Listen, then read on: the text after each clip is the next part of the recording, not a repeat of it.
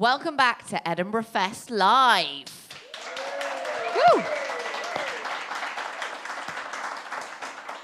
I'm your host, Samantha Baines. This is the only show that is filmed daily, goes out on Sky Channel 266, and also in front of a live studio audience. Thank you very much to you guys.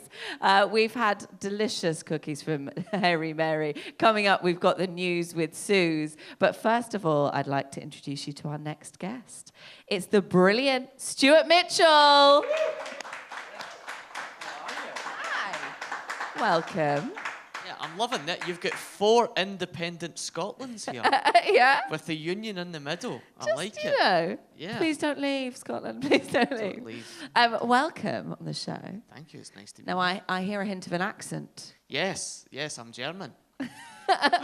Thanks for coming over. Not at all. Yes, so I'm fairly local. Spent a lot of time in Edinburgh as a kid because my dad had a shop just round the corner. Really? Yeah, a sewing machine shop in Castle Street.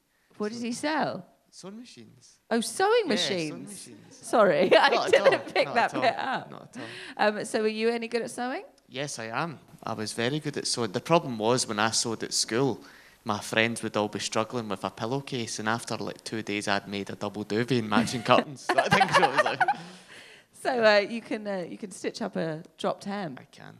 So I like that in a man. The only problem is when I was younger, taking a bra off, all I was interested in was examining the stitching. I was like, Lovely embroidery there. no overlocker. So what's it like doing a show, being a local and having all of us invade you? Yeah, well, it's quite. I would say it's actually more. It's tough for a Scottish act to. Do you think? Yeah, to stand out in Edinburgh because I suppose there's just so many comedians here, isn't there? There's just loads. So you really need to try and think of something different, and that's why I come up with my show Dealt a Bad Hand, in terms of it's really a story about my life and how people have always told me I've been dealt a bad hand in life. Oh, so tell us a bit about the show. Well, it's all about an accident I had. So first of all, we go on about how I lost the tips of my fingers there. Oh, wow. Yeah, 2 of them voted Brexit. So I hacked Cut them them off. off, yeah. Yeah, but yeah, it leads on from the accident. It's quite a dark comedy, which I don't normally do. Like if I'm doing clubs, it's very much set up punchline and all original material. But so it's all about my mum passing away when I was 7, and then losing my dad as well, becoming an orphan. Comedy gold, and it's dealing with tragedy through humour, and it's been going really well. I mean, I was a bit nervous. I previewed it maybe 8 times. It's harder for a Scottish act to get preview spots because you're not well known at all, which is a good thing for Edinburgh. Because if you're not well known, it's good when you get discovered. But for preview, I thought you were going to say it's good if it doesn't go very well because no one knows. Well, that as well. But it is going very well. It is. So it's a bit of a departure for you, material-wise. How have you sort of approached it? Have you approached it in a different way? Yeah, well, I think you don't really get anything out Edinburgh if you just come and do stuff that you know works. Like if you're just doing the clubs every weekend and you use that and you do an hour of club material, I mean, the audience will still love it, but as a performer, you don't really get anything. But Edinburgh allows you to do an hour, relax a bit and tell a story, and everything in the show is completely true, and that's what I enjoy about it. So was this sort of a bit of a challenge for you then, this show? Yeah, of course. I mean, the show is dealing with suicide, terminal cancer, medical complications, and it was a challenge for me to get the humour out of these subjects. And the first few previews, I found it difficult. I'd go through the show, rewrite it all, and then now I'm delighted with it, and luckily so are audiences. We've been selling out every night. Well, it's me that's buying the tickets, but no, I've been lucky enough. We're selling out every night, so it's going really well. An extra show added as well, so Brilliant. I think I'm the only newcomer to have an extra show in the Pleasance Courtyard, so it's going well. I'm going to have one as well. Sorry. There you go. We're the extra shows. So how did you get into comedy? How did it all start for you? I worked for the Clydesdale Bank in Scotland, and I was working in the marketing team. I used to do a lot of their PR, and they sent me on a marketing course at college, and I hated it. And I noticed there was a stand-up comedy course in the evening. So I used to tell my boss I was going to the marketing course when I was actually going to the comedy one next door. And I enjoyed it. And the tutor said, keep it up.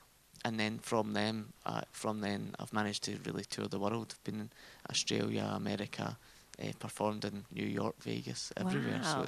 it's been great. And has comedy helped you with the marketing? Not Did you go back to work? No, Like, well, I whoa. still actually, my employer, I work for an end-of-life charity, Sue Ryder. So it's a big difference between doing comedy and then dealing with end-of-life care Yeah. as well. The good thing about working for Sue Ryder is if I'm dying on stage, I know how to die with dignity. Very good.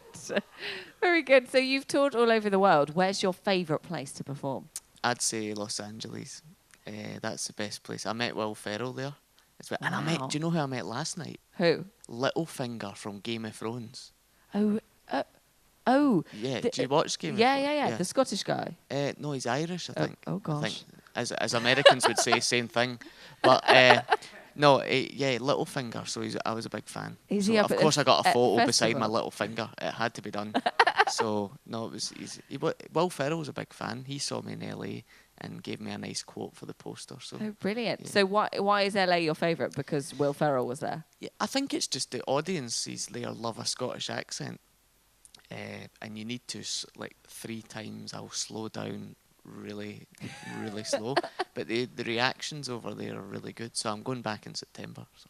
Oh, brilliant. So who would you say are your comedy inspirations? In Scotland, Fred Macaulay, he's been a big sort of mentor, inspiration, supporter of myself. In wider field, I would probably say people like Frank Skinner. I used to love his early day Yeah. stuff, and his podcasts are really good. And Lee Mack as well. A lot of people say I'm quite similar to Lee Mack as well, which is always nice, but I'm a big fan of his. Brilliant. So where can we come and see the show and So the the extra show? Yeah, the show is called Delta Bad Hand, and it's in this venue in the Pleasance Courtyard, and it's at 7:15 every night except the 15th, and then there's an extra show on the 27th of August at 11 p.m. Brilliant. The very brilliant Stuart Mitchell. Thank you. Thank you. Now, before we go over to the news with Suze, I can just remind you to tweet us. Please, we love it. At @edfest_live. You can also head over to the website sbctv.co.uk. Now, it's time for the news with Suze. Thank you. Stuart, I think we'd get on pretty well. I've been dealt a pretty bad hand too recently in life, so maybe we could talk afterwards. I've had pretty bad 48 hours, everyone. I've been trolled on Twitter saying I'm the most negative newsreader that people have ever seen. Hashtag not nice. Hashtag stop reading out the news. So that's kind of been my, I was evicted from my flat. My cat, Miss, died. So I'm here just to try and liven up everyone else's day with the news. Less about me, eh? More about the news. But I'm only going to read happy stories, everyone, because I can't take any more bad news at the moment. So, without further ado, my family ruined my childhood. I felt I was a sex worker. Now I am just waiting to die. Not a great start. Let me see what else is going on. Hooked on Viagra at 13. There's got to be some good news here, eh? I ignored blood in the loo, and it turned out I had bowel cancer. 2 hurt in A9 crash, attack at City Shop, last day at BHS store.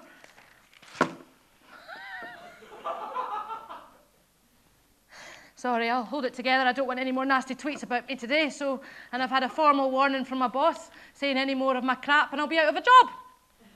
I'm homeless too, did I mention that? I've had to sleep rough for 2 nights. Knife and fire horror on train. The world in brief, real policeman is shot dead. Airstrikes kills 18, arrest after hit and run death. There's got to be something good in here. Oh, Gladiator's on tonight. That's good. If you haven't seen Gladiator, all his family die. And then he has to go and fight, and that doesn't really work out too well for him either. Wouldn't say that's a spoiler, but if you haven't seen Gladiator at this point in your life, you deserve it to be spoiled for you, you know? Anyone a Capricorn? We got any Capricorns today? Any Capricorns? Just me? Right, it's hard to keep your imagination under control this weekend, but looking after others takes your mind off your own problems. A change of scenery will do you good.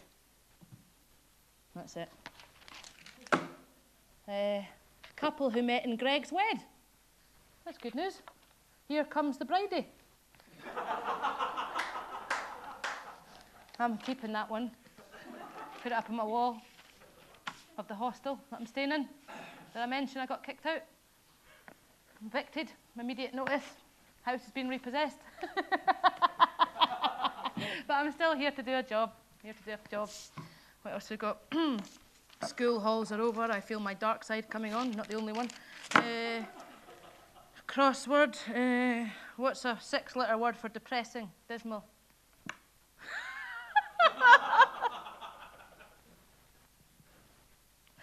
That's about all I can handle, Sam, today. I think we'll just finish there, shall we? Thanks, everyone. The news with Suze. The news with Suze. Well, we hope you've enjoyed